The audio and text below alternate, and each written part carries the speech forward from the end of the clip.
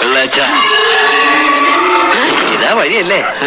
ആത്തണ്ടായിരുന്നു പരിപാടി. അമ്പലത്തിലൊരു വഴിപാടിന്റെ കാര്യം പറഞ്ഞ. വഴിപാടായിരുന്നല്ലോ, നല്ല കാര്യമായിട്ടായിരുന്നല്ലോ. തോന്നിയസം പറയരുത്. തോന്നിയസം കാണിച്ചിട്ട് ആ പാവം ജവാന്റെ ഫോട്ടോയില് മാലിട്ട് ചന്ദനത്തിലെത്തിക്കണോ അല്ലേ? ഒരു ഷേട്ടനെങ്ങാനും അറിഞ്ഞ പിള്ളച്ചന്റെ ഫോട്ടോയില് മാലിട്ട് ചന്ദനത്തിലെത്തിക്കേണ്ടി വരും. വീട്ടിൽ വെച്ച് ചതറിക്കും. നാട്ടുകാരെ വിളിച്ചു കൂട്ടിട്ട് മോൻ എന്ത് കിട്ടും? എനിക്കൊന്നും കിട്ടില്ല, പിള്ളേച്ചന് കിട്ടും. നല്ല അസല് പുതുക്ക്. വലിയ നിലവിലുള്ള ആളല്ലേ, എല്ലാരും ഒന്ന് അറിയട്ടെ എന്ന്. നീ എന്റെ മാനം കളയരുത്. നിനക്ക് എന്ത് വേണേലും ഞാൻ തരാം. എന്ത് തരും?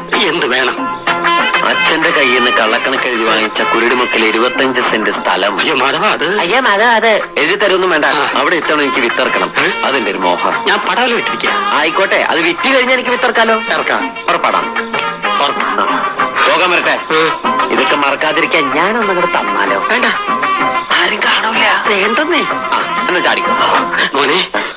ഇന്ന് നീ അവിടെ കക്കാൻ കയറരുത്. ഇന്ന് അവിടുന്ന് എന്തെങ്കിലും പോയാൽ നാളെ എന്റെ തലയിലാവും. ഓ, എന്നാ